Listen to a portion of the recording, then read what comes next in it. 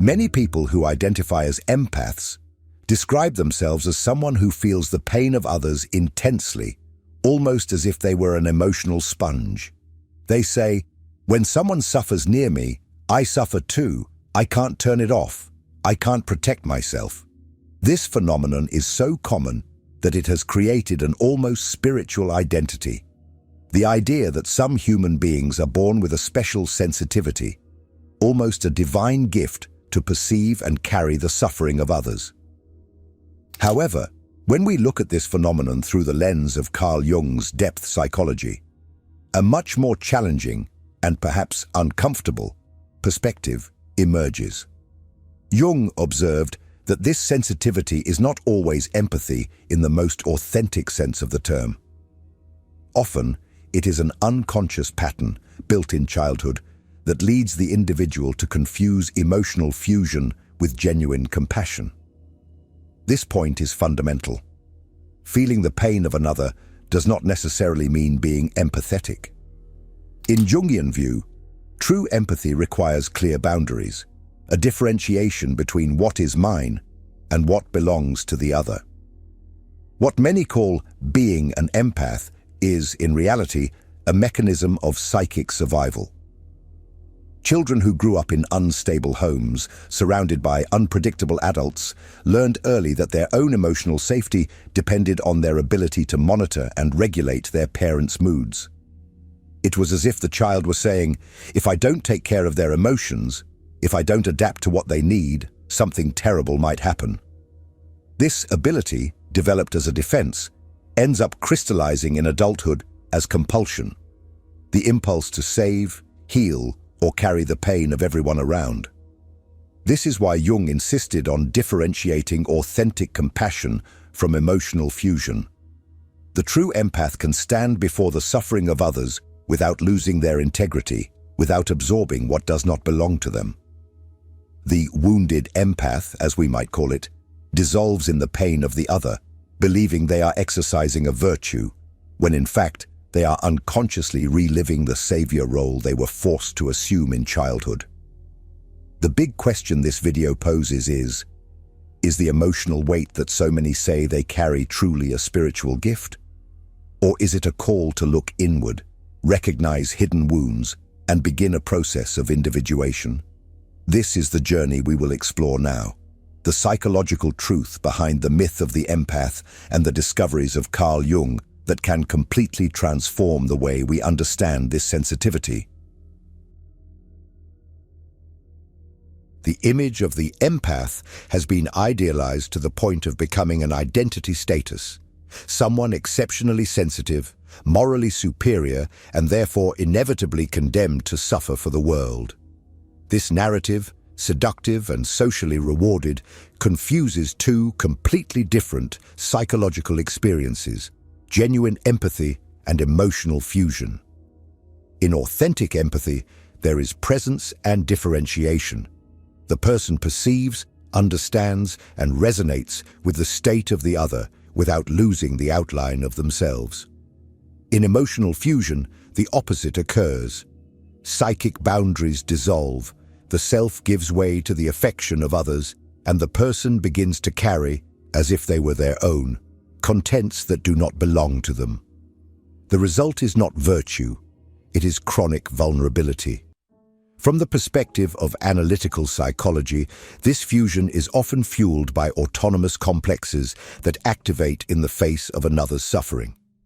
When a complex is mobilized, it momentarily seizes consciousness, narrows perception, and imposes an old script on the ego to save, to appease, to absorb.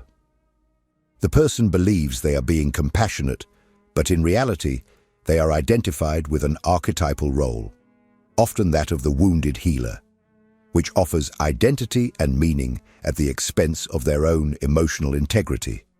The idealized empath, thus, is not just feeling, they are repeating. It is important to distinguish three phenomena that, in lay language, are often thrown into the same bag: emotional contagion, empathy, and compassion. Emotional contagion is primary and automatic. It is when an affect catches. Empathy involves cognitive and affective mediation with discernment between what belongs to the other and what belongs to me. Compassion, in turn, adds an active disposition of care without collapsing the self. When there is contagion without differentiation, we see the person disorganizing, losing clarity, and seeking relief by trying to regulate the other instead of regulating themselves. When there is authentic empathy, we see stable presence and functional boundaries. When there is compassion, we see measured action, helping without confusing oneself with the helped. So why is emotional fusion often celebrated as a virtue? Because it produces powerful secondary psychological gains. First, it offers an identity narrative. I am a good person because I feel everything from everyone. Second, it grants a sense of magical control. If I regulate the other, I will finally have peace. Third, it allows avoidance of confronting one's own shadow, anger, need, ambition, boundaries, by projecting one's own pain onto the field of the other. In Jungian terms, the persona of the kind one conceals dark contents that consciousness cannot tolerate. Sensitivity becomes a stage for subtle moral superiority, which simultaneously legitimizes the invasion of others' boundaries, I know what the other needs, and perpetuates self-exploitation. I cannot prioritize myself. The consequences are predictable: emotional exhaustion, asymmetrical relationships, silent resentment, and a sequence of bonds where the role of savior is demanded and charged. In many cases, the psychological triangle crystallizes, sometimes savior, sometimes victim, sometimes persecutor, alternating positions as reciprocity fails and frustration accumulates. The person feels they attract problematic people. In reality, they select them and offer themselves as free emotional regulators. When the other does not improve, and will not improve, because this is an intrapsychic and non-transferable task, the empath alternates between guilt, I didn't do enough, and indignation, no one does for me what I do for others. Another common misconception is to confuse boundaries with coldness. Boundaries are not barriers against love. They are the conditions for love not to degrade into fusion, control, and resentment. Without boundaries, empathy degenerates into effective appropriation. I invade the other's territory to help them and yield my own territory not to hurt them. With boundaries, the person offers lucid presence, deep listening, validation, clarity of responsibility, and, when necessary, the courage to say no. The idealized empath often feels panic in the face of no, as no threatens the persona and reactivates the fantasy of abandonment. Therefore, they transform care into self-punishment, kindness into self-neglect. There is also a social aspect. Family, educational, and even religious environments glorify selflessness without differentiation. Being good becomes synonymous with being unlimited. It is easy then for emotional fusion to receive applause and for healthy differentiation to receive labels of selfishness. This cultural reinforcement causes the person to confuse anxiety with intuition. I feel I need to resolve this now. And hypervigilance with sensitivity. I read the room like no one else. The reading is real. The interpretation is what is tainted by old threats. The organism has learned to monitor moods as if survival depended on it. And this ability, useful in the past, converts, in adulthood, into a constantly on radar, exhausting the nervous system and seizing attention.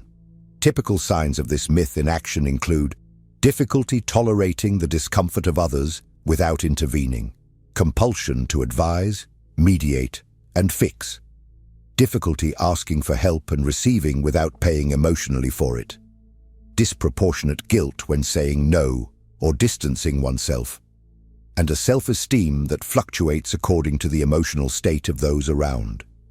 In Jungian terms, the ego has become too porous. Individuation is compromised because the self is constantly diluted in the immediate collective, the family, the partner, the group of friends, the work team. The result is a life guided by others' affects, with little symbolic autonomy to sustain choices that contradict expectations. The decisive question remains, how does this pattern install itself so early and so deeply that it seems like nature and gift? The answer requires returning to the original scene, childhood, where affective vigilance was, in fact, a matter of psychic survival. It is in this origin that the compulsion to save finds its root and where the way out begins. This is the investigation of the next part. If this content is making sense to you, click the subscribe button and subscribe to the channel. Thank you for your support. To understand why so many people define themselves as empaths but live crushed by the weight of others' pain, we need to look back to the early years of life, where the foundations of the psyche are built. Jung observed that childhood is not just a period of innocence.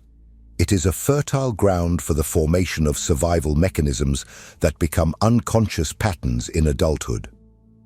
In the case of the false empath, it all begins at home, in front of emotionally unstable or absent parents, where the child quickly realizes that their psychological safety depends on their ability to monitor and regulate the emotional state of the adults. Imagine a child growing up in an unpredictable environment. One day the father is affectionate, the next he is furious. The mother is sometimes present, sometimes completely distant. In this scenario, the child discovers that they need to anticipate the mood of the caregivers to protect themselves. If the adult seems about to explode, they learn to calm, to smile, to console, even if they are internally terrified. If the mother is in emotional collapse, they take on the role of caregiver, prematurely reversing family roles. The unconscious message is clear. My survival depends on carrying and resolving the pain of others. This mechanism, while essential for enduring a hostile environment, comes at a devastating cost. The child grows up without the fundamental experience of differentiating what is theirs from what belongs to others. They do not develop solid psychic boundaries because their identity has been shaped early on based on the needs of others. Jung would call this the loss of differentiation, a failure that hinders the healthy process of individuation. In practical terms, the resulting adult continues to carry the same burden, feeling that the responsibility for the emotional balance of the entire world rests on their shoulders. The result is an unconscious compulsion to save everyone around them.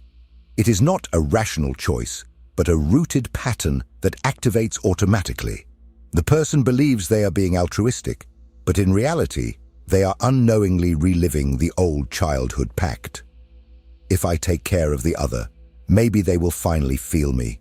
Maybe they will give me love. Maybe I will be safe. This logic, learned in childhood, transforms into an emotional prison that traps the adult in exhausting relationships, in professions where they give until exhaustion, and in a constant feeling of inadequacy. Here lies the great irony. What was a survival resource in childhood becomes an unsustainable burden in adulthood. The empath becomes someone who cannot exist without overloading themselves with external pain, believing that this is spiritual nobility, when in fact it is merely the repetition of an old protection strategy. But there is an even deeper detail. Jung observed that these children internalize not only the pain of their parents, but also their shadow. They become repositories of anxieties, guilt, and frustrations that are not theirs, but that come to inhabit their psyche as if they were their own. This is why, later on, these adults carry feelings they cannot explain, fears they do not know the origin of, and guilt that seems disproportionate. They no longer distinguish what belongs to their internal world from what has been introjected from the family environment. This dive into the origin reveals something disturbing. Excessive empathy is not a gift, but a scar. Feeling too much is often the trace of a childhood where feeling for the other was the only way to survive. And this leads us to the next inevitable step: understanding how this crystallized childhood pattern generates the cycle of the exhausted savior, the one who spends their life trying to heal others without realizing that they are, in fact, trying to heal their own wounded child. This is exactly what we will explore in the next part. When the child who learned to monitor and regulate adults grows up, this pattern does not disappear. It crystallizes into a silent compulsion. The resulting adult feels, almost like an internal law, that they must carry the pain of others, take on responsibilities that do not belong to them, and try to solve emotional problems that are not theirs. This is what we call the cycle of the exhausted savior, an endless repetition where the person believes that if they can finally heal the other, they will find peace within themselves. This cycle manifests in subtle and devastating ways. At work, the empath becomes the one who is always available, who does not know how to say no, who carries not only the practical tasks, but also the emotional weight of the team. In romantic relationships, they transform into the partner who endures outbursts, crises, or neglect, believing that their mission is to be the unwavering safe harbor. In friendships, they are the advisor that everyone seeks, but rarely does anyone notice when they themselves are at their limit. Behind this posture lies an unconscious script. If I can save the other, maybe someone will finally take care of me. The trap is that this mission is never fulfilled. The other does not transform because someone has taken on their pain. Transformation is always an intimate task. Thus, the false empath finds themselves trapped in a spiral of frustration and exhaustion. They give more than they can offer and receive less than they need. When they realize it, their life is marked by chronic fatigue, anxiety crises, psychosomatic symptoms, and a constant feeling of being drained. Jung pointed out this issue. Psychic energy, when diverted to try to regulate others, leaves the individual empty, without vitality for their own individuation. This savior lives under an illusion that they are being altruistic. But at a deeper level, what happens is a projection. By trying to heal the other, they are trying to heal their own wounded child, the one who once had to take on responsibilities that were not theirs. It is easier and less painful to look at the pain of others than to face one's own unprocessed wounds. That is why the savior cycle never brings relief. It only prolongs suffering because the root of the problem is not outside, but within. Another central aspect is guilt. The false empath feels guilty when they cannot help, as if they are failing in a sacred mission. This guilt keeps them trapped in the cycle, reinforcing the belief that if they step back or set boundaries, the other will collapse, and they will be responsible for it. This dynamic creates destructive emotional dependencies, in which the empath becomes both prisoner and jailer, trapped by the burden, yet unable to free themselves for fear of abandoning others. This is the paradox of the exhausted savior, someone who tries to sustain the world, but cannot sustain themselves. And deep down, this process is not empathy but toxic fusion, a collapse of differentiation between self and other. Jung said that individuation requires clear boundaries, and without them, there is no true development, only traumatic repetition. But if this is not true empathy, what is? What is the difference between this destructive fusion and genuine compassion? To answer this, we need to understand how Jung defined authentic empathy and why it depends on a fundamental element: differentiation. This is exactly what we will explore in the next part. If what you're hearing resonates with you, you'll find real value in my ebooks. Beyond the Shadow breaks down Jung's core ideas, while Dialogues with the Unconscious gives you a 30-day path to apply them in your life. Both are linked in the pinned comment. To understand what Jung referred to as true empathy, one must first dismantle the confusion between feeling with someone and merging with that person's suffering. Authentic empathy, from a Jungian perspective, is not a surrender of one's own identity, but rather a form of lucid presence, where one can witness another's pain without being consumed by it. It is an act of consciousness, not collapse. While the false empath dissolves in the emotional field of others, the genuine empath manages to maintain a clear line between what belongs to the other and what belongs to themselves, sustaining their own psychic integrity. This difference may seem subtle, but it is profound. The false empath feels invaded, overwhelmed, drained. Their listening is anxious, stemming from the unconscious belief that they need to find a solution, to erase the other's suffering, otherwise something terrible will happen. The true empath, on the other hand, listens calmly, recognizing that the pain belongs to the other, and that their role is not to heal, but to witness and support. The former is trapped in the compulsion to rescue, the latter is free to offer presence. Jung explained this phenomenon based on the concept of differentiation. Differentiation means recognizing oneself as a separate being, with clear boundaries, capable of relating without losing oneself. This process is essential for individuation, because only a differentiated self can engage in genuine bonds.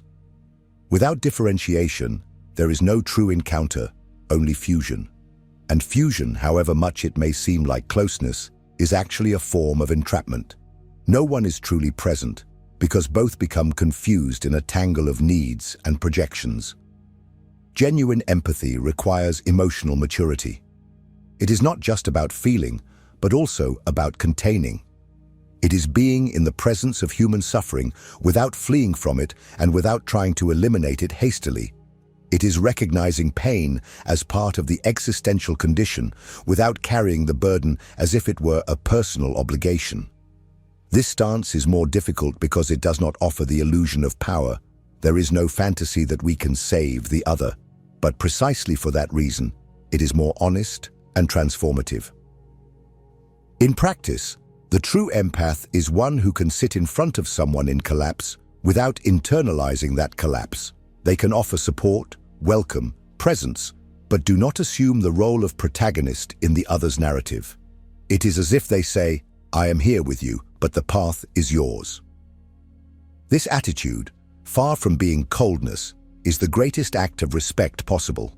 To respect the other's pain as theirs, and to respect oneself as an autonomous subject. Jung saw the confusion between fusion and empathy as one of the greatest obstacles to individuation. When an individual believes that their sensitivity consists of absorbing the pain of others, they cease to develop internal resources to deal with their own pain. They are too busy extinguishing external fires, while the internal fire remains hidden and uncontrolled. The authentic empath, by maintaining healthy boundaries, does not flee from themselves. They can look inward, confront their own complexes, recognize their shadow. Therefore, their empathy is purer, because it arises from the awareness of who they are, not from fleeing from who they do not want to see. But this maturity does not arise spontaneously. It depends on a process that Jung considered central to psychic life: individuation. And it is precisely individuation that provides the key to transforming toxic fusion into true compassion. In the next part, we will explore how the path of individuation, especially what Jung describes in the Undiscovered Self, reveals that differentiation is the only way out for those who wish to stop carrying others' pains and begin to live their own life with integrity. For Jung, the entire drama of the so-called empath can only be resolved when the individual begins the process of individuation. Individuation, in simple terms, is the path by which a person becomes who they truly are, integrating the fragmented parts of the psyche into a more conscious whole. However, for this to occur, there is an essential requirement: differentiation. Differentiating means recognizing the boundaries between the self and the other, between what belongs to me and what belongs to the external field. Without this differentiation, psychic life remains trapped in mergers and identifications, as in the case of the false empath who carries pains that do not belong to them. In the book, The Undiscovered Self, Jung warned of the risks of losing individuality amid the pressures of the collective. He described how humans, by dissolving into the mass, lose their identity and become vulnerable to unconscious forces, both internal and external.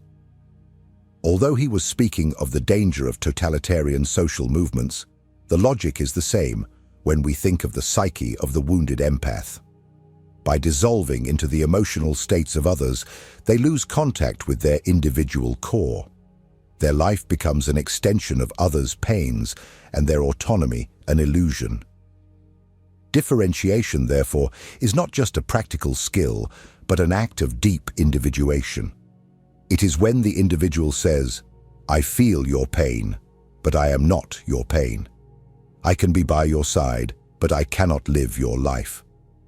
This awareness creates a clear boundary that prevents psychic invasion and protects vital energy. It is here that empathy transforms from a burden into a strength, because the subject learns to offer presence without relinquishing themselves. This movement requires courage. Many empaths believe that by setting boundaries, they will be selfish or cruel. But for Jung, true cruelty is denying oneself, dissolving to the point where nothing remains but fatigue, resentment, and emptiness. A healthy boundary does not push away. On the contrary, it makes the encounter more genuine because it allows two whole subjects to meet, rather than two halves merged in dependency. Another central point is that individuation requires confrontation with one's own shadow.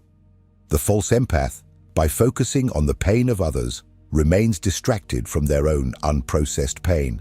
But individuation is relentless. It demands that the person descend into the darkest layers of themselves, confront the complexes that dominate them, and acknowledge the desires, fears, and traumas they would prefer to ignore. Only then can they reclaim the energy that is currently spent in futile attempts to heal others. This journey does not mean abandoning compassion, but rescuing it from its distortion. Genuine compassion arises from an integral self, which knows it cannot save anyone, but can be present with dignity and clarity. At this point, the individual begins to experience a profound relief. The feeling that they can love without carrying, support without negating themselves, and be together without dissolving. However, recognizing all this is still not enough. It is necessary to take the first practical step toward healing, admitting that the compulsion to save others may actually be an escape from facing one's own wounded child. And it is precisely this movement of self-confrontation, hard but liberating, that we will explore in the conclusion. We have reached the most challenging point of this reflection, recognizing that the compulsion to save others, so often exalted as a virtue, may actually be a sophisticated escape from facing one's own pain. Jung showed us that as long as we remain trapped in this cycle of emotional fusion, we are doomed to repeat the same script from childhood, the one in which the child believed that their survival depended on regulating the moods of adults. Adulthood then becomes a stage where this wounded child continues to act, always seeking love and security through the impossible task of carrying the pain of others. Liberation begins when the individual realizes this dynamic, when they understand that they were not called to be the emotional regulator of the world, but to take responsibility for their own individuation. This insight is not comfortable, as it dismantles an entire identity built around the label of empath. It is painful to admit that what seemed like a spiritual gift may be a psychological scar.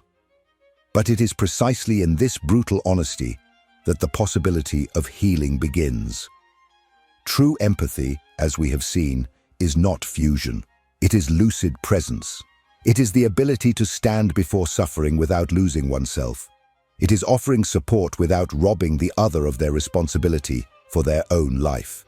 And, more profoundly, it is recognizing that by taking care of oneself, by restoring one's own boundaries, by confronting one's own wounds, you become capable of offering the world something much more valuable than exhaustion. An integral, clear, and transformative presence. Does this mean abandoning the compulsion to save? No. It means redirecting that energy to where it truly matters, inward. It means turning to the wounded child and offering them what they never received: care, boundaries, listening, true compassion. When this part of oneself begins to be integrated, the weight that once seemed inevitable dissolves.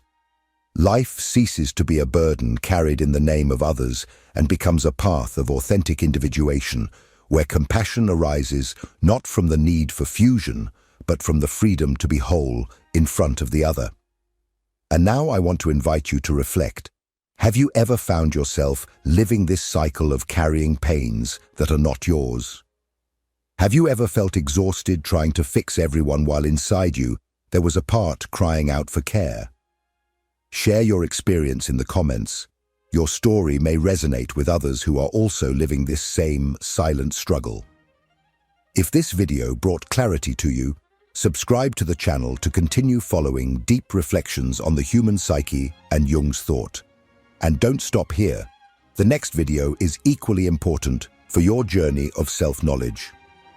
Keep watching, because each step of this journey can be the key to transforming not only how you relate to others, but most importantly, how you relate to yourself.